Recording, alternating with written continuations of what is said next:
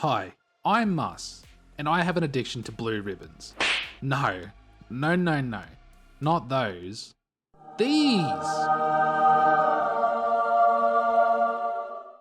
After collecting all achievements in the first 2 Bioshocks, we're going to jump straight into... Welcome to Columbia, folks. Now, right off the bat, things will be a little different. Normally, you complete the game before unlocking 1999 mode.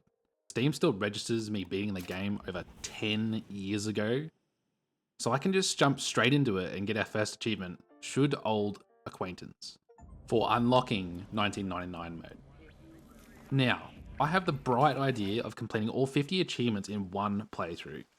So, not only are we doing this in the hardest difficulty, we are also doing it without using any dollar bill vendors. This is to get Scavenger Hunt and... Look man, I'm not even going to try to pronounce it. On top of this, we are going to try and get all collectibles at the same time. So I can see this turning into a little bit of a challenge. We are Booker DeWitt in a tiny ass boat rowing towards a lighthouse with a mysterious bickering duo.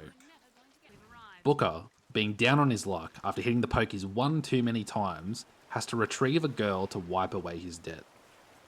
After heading up the lighthouse, we put in a code that turns the heavens red and opens up a doorway to the ghetto space program. Booker gets strapped in and we are launched into the flying city of Columbia.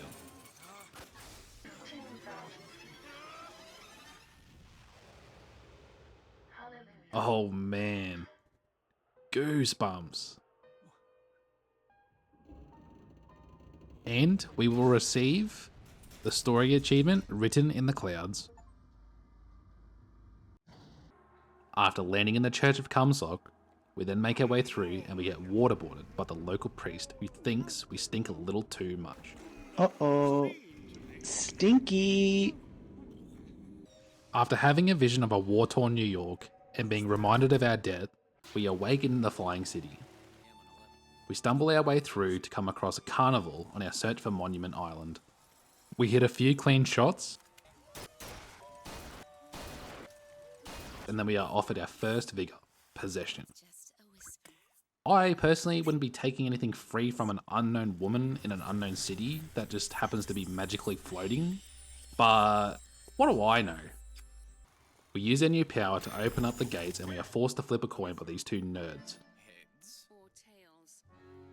Heads. I never find that as satisfying as I'd imagine. They seem unimportant. We are on the hunt for 2 collectible achievements, Sightseer for using every kinetoscope and telescope, as well as Eavesdropper for collecting every voxophone. While we are looting like some ravenous trash panda, we see some propaganda stating a false shepherd is among us. A little bit of a coincidence. Up further ahead, we find a stage where Jeremiah Fink is raffling off a generous offer to the onlookers. Sleeping under a rock? 77. 70.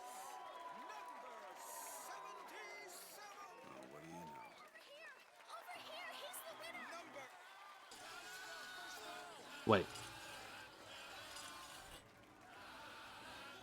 Yikes. Something tells me this guy ain't so swell. We get caught by the cops after they think we are the false shepherd, but Booker goes full John Wick on these racist assholes. Jesus!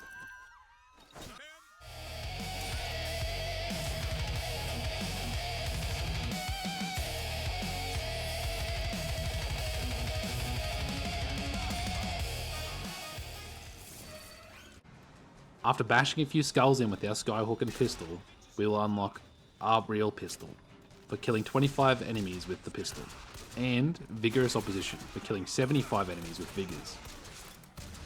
Alright, hold up. Mus, it's been 5 minutes. What's the go?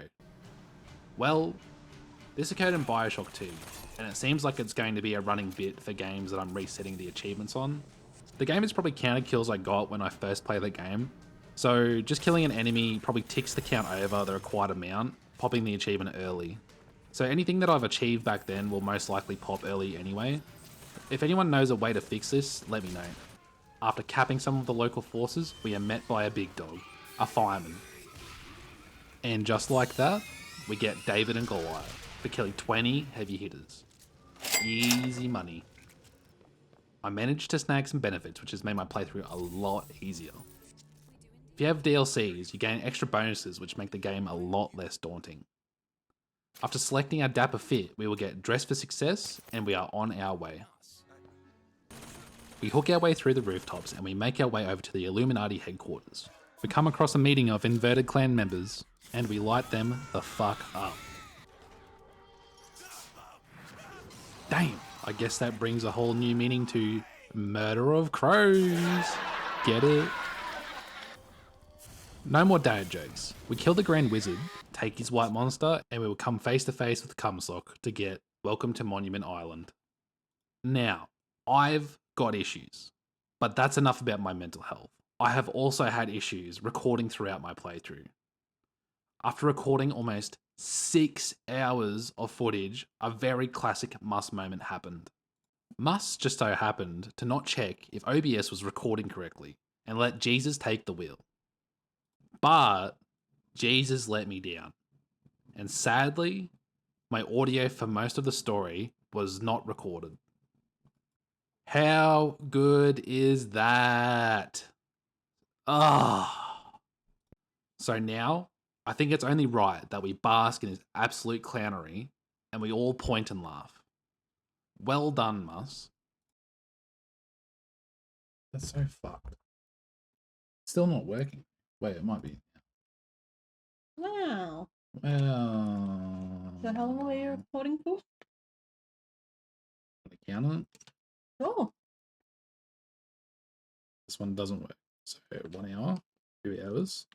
We'll just round it up. 3, 4, And 6 6, and a half. 6.5 hours. That's fine. Now for the audience, that is 6.5 hours without game audio.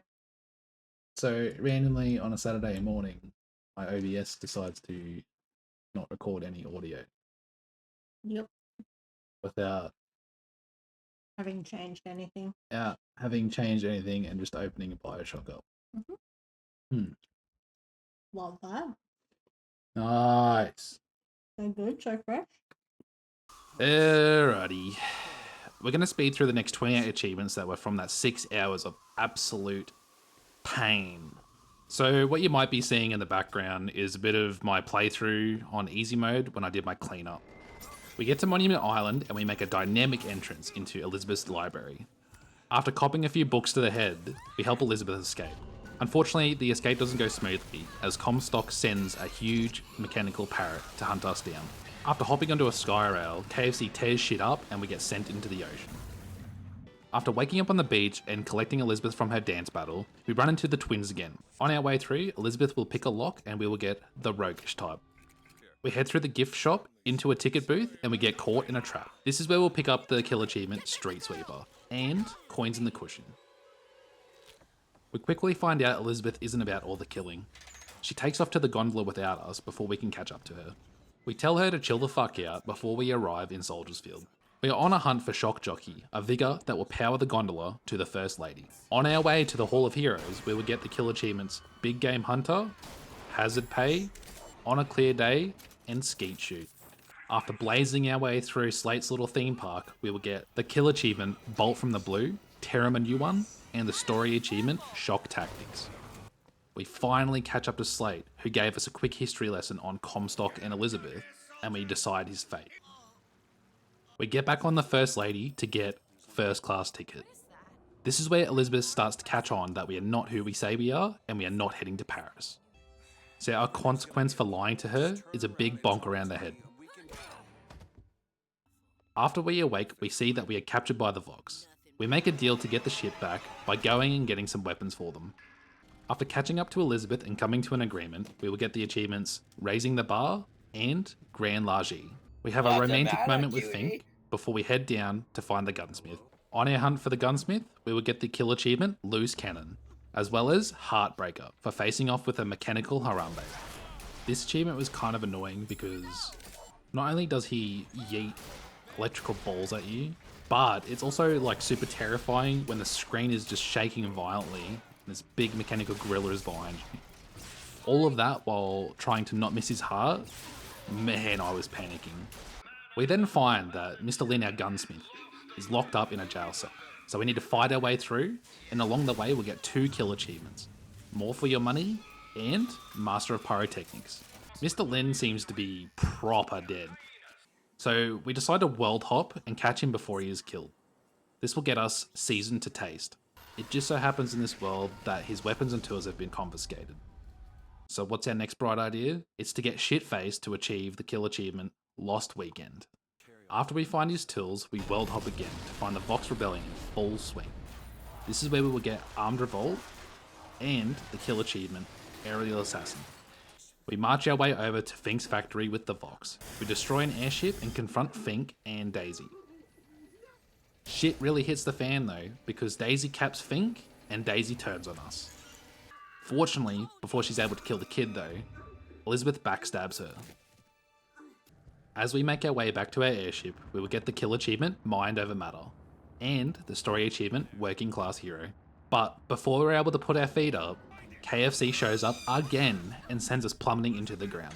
The twins help us realise we need to end the bird before we can escape. We go through the Grand Depot and we will get infused with greatness. The next area is really good for farming kill achievements like Bon Voyage, Combination Shock, and Well-Rounded. And here we are, probably the hardest part of the game. Elizabeth's mum, the Siren, Lady Comstock. An absolute fucking nightmare. The constant spawning of enemies, alongside the types of enemies she spawns, just turns into an absolute shit show. And the cherry on top, the fact that when you die, her health fully regenerates, which means we're fucked. Because we can't use vendors, so we can't replenish our ammo. So back to the fucking checkpoint we go every time we die. Through all the hardships though, we keep our composure, and after a few attempts, we make her flee to the bank. While clearing our way through the bank though, we will get 2 more kill achievements. Here Little Piggy, and Passionately Reciprocated. We are able to chill in the vault and just pop her in the head to kill her the second time, and then we are off to our final fight. I was able to blast the shit out of her with a combo, and she's dead. Thank fuck for that.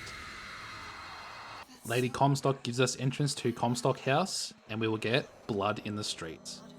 We head up to Comstock's house, but are ambushed by the Mecha Parrot again. He's about to kick our ass though, before Elizabeth hands herself over to save Booker. We rush through to save Elizabeth, but before we are able to reach her, we come across the twins again. We also come in contact with an elderly Elizabeth, who shows us a typical day in New York City. She hands us a piece of paper that our Elizabeth can read, and sends us on our merry way. We finally shut down the contraption that Elizabeth is hooked up to, yank the needle out, yeesh, and we will get higher learning. Now, at this point, Elizabeth is pretty pissed off, and wants to take it out on Comstock. As we are fighting across a bridge, we will get the kill achievement, Strange Bedfellows. After we cross the bridge, we hop onto a gunship, but just before we board it, we will collect the last telescope.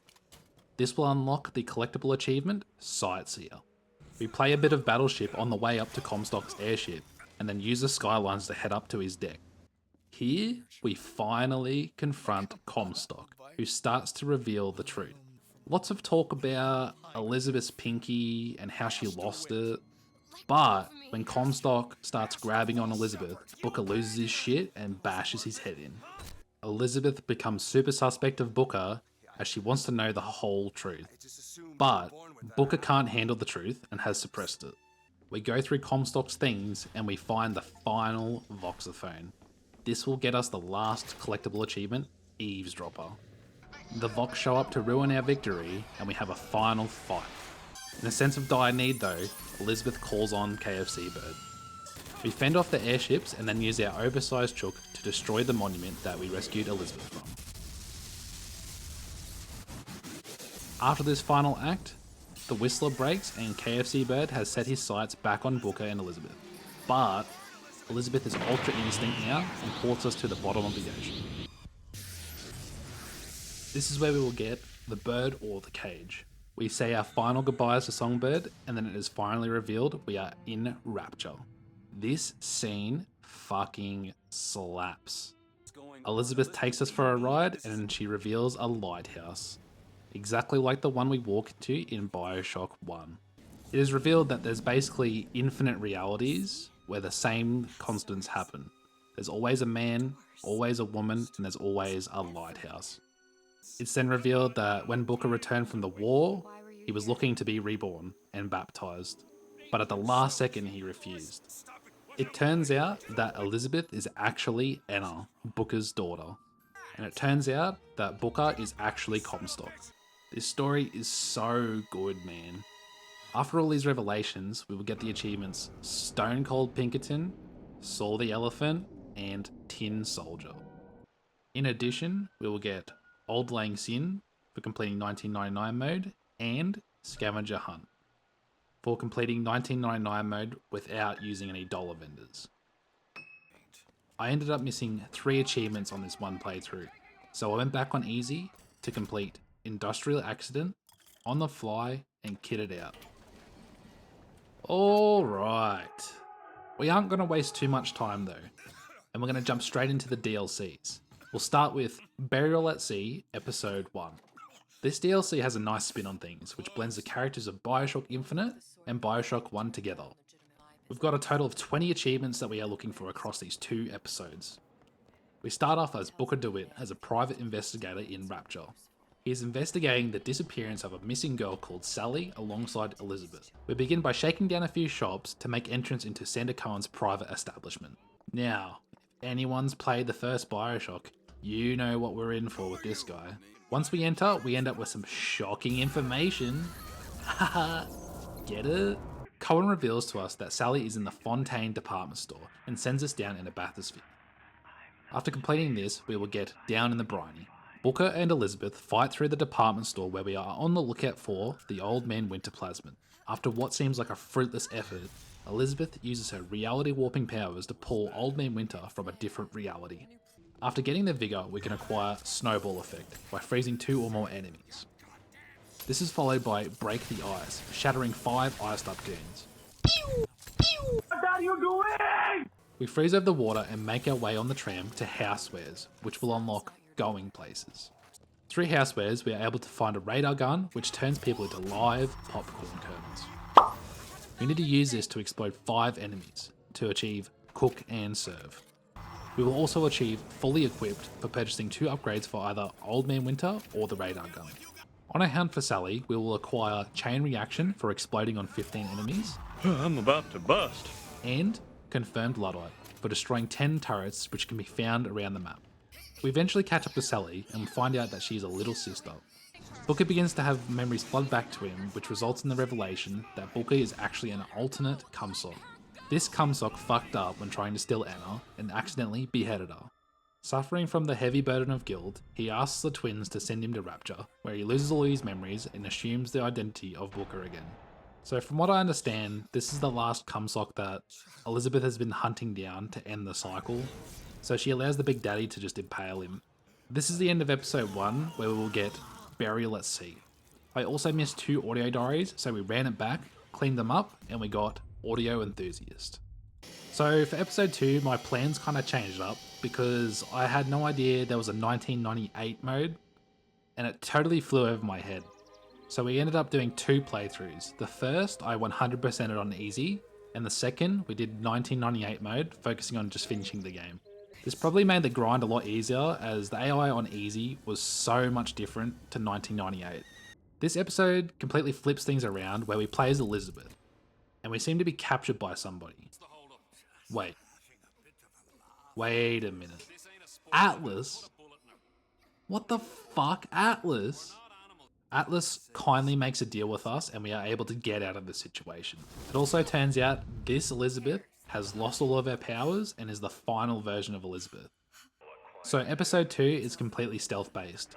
So after sneaking through, we unlock Dead Drop, after silently knocking out 3 enemies from a freight hook. We will also lockpick 5 turrets to loot 5 noisemakers, which will get us making some noise.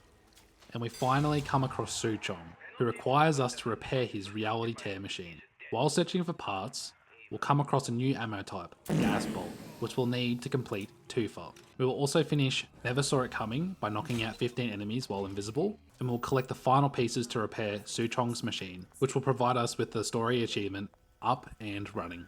We jump through the portal and we find out that Daisy was convinced by the twins to set Elizabeth on her path. This kind of makes sense because it was just a bit weird that she didn't off the kid straight away. We sneak by the Vox and we enter Fink's lab. This is where we really find out how similar KFC Bird and the Big Daddies really are. We manage to yoink our own hair sample and dip before shit hits the fan too hard. We hand the hair sample to Suchong and we will get mine hair. And surprise, surprise, it's a fucking trap.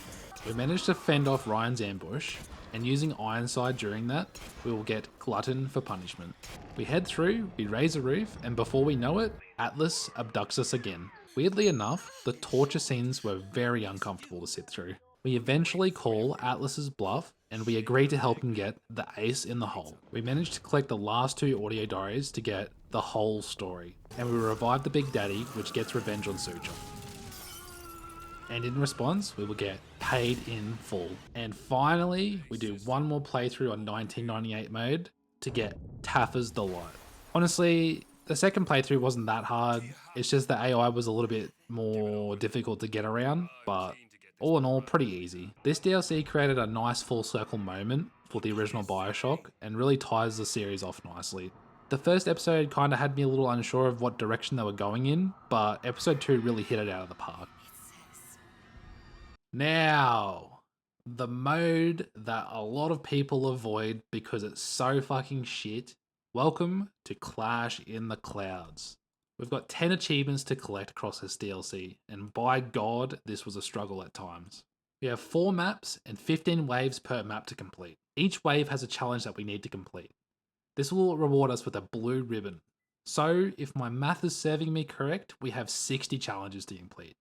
Which doesn't sound that bad, but holy fuck, some of these challenges are so stupid. But we're getting ahead of ourselves. Our first job is just to get through each map. Each wave we complete will award us with a currency, as well as some upgrades to our health, shield, or vigor. And when we have to target some of these challenges later, it's just best to max out everything first before going for them. So we begin with the first map, Ops Zeal, where we learn the ropes. And I won't lie, this challenge became very daunting when facing wave 15, as that handyman beat the shit out of me. That guy was low-key bullying me because he had me spawn trapped, which was fucked. It was actually almost comedic.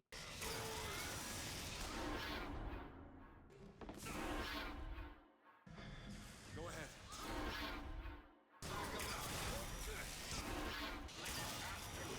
What the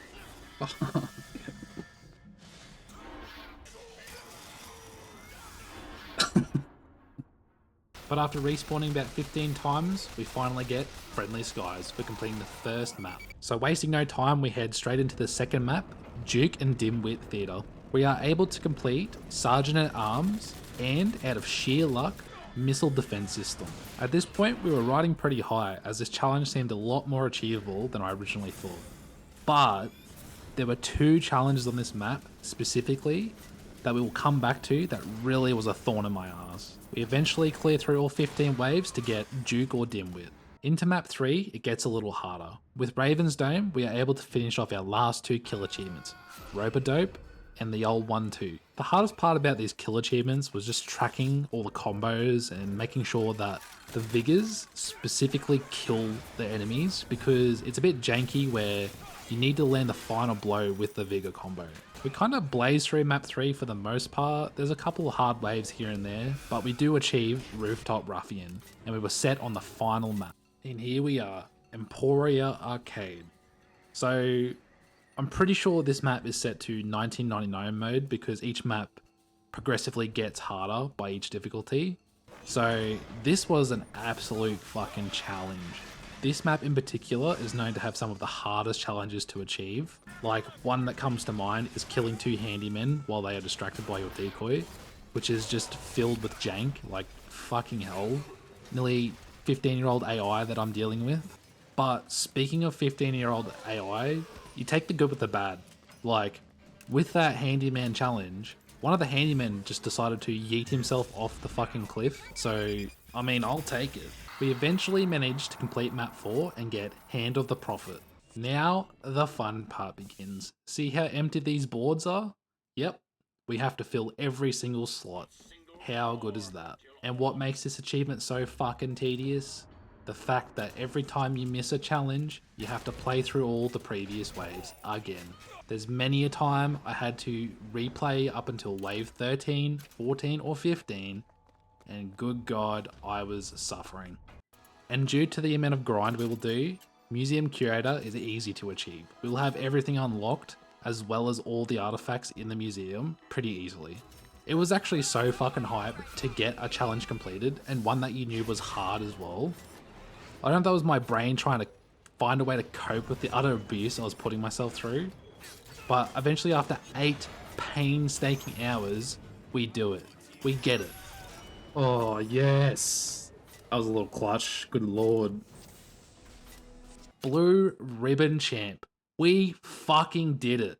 Let's go. Honestly, it's such a crazy journey having to complete all 3 Bioshocks and 100%ing them. This series is one of my all-time favourite game series, and I hope you guys enjoy the ride. Now, I'm thinking we change it up a bit, and we do a series of games I haven't really touched aside from the first one. And don't forget to like, share, and subscribe.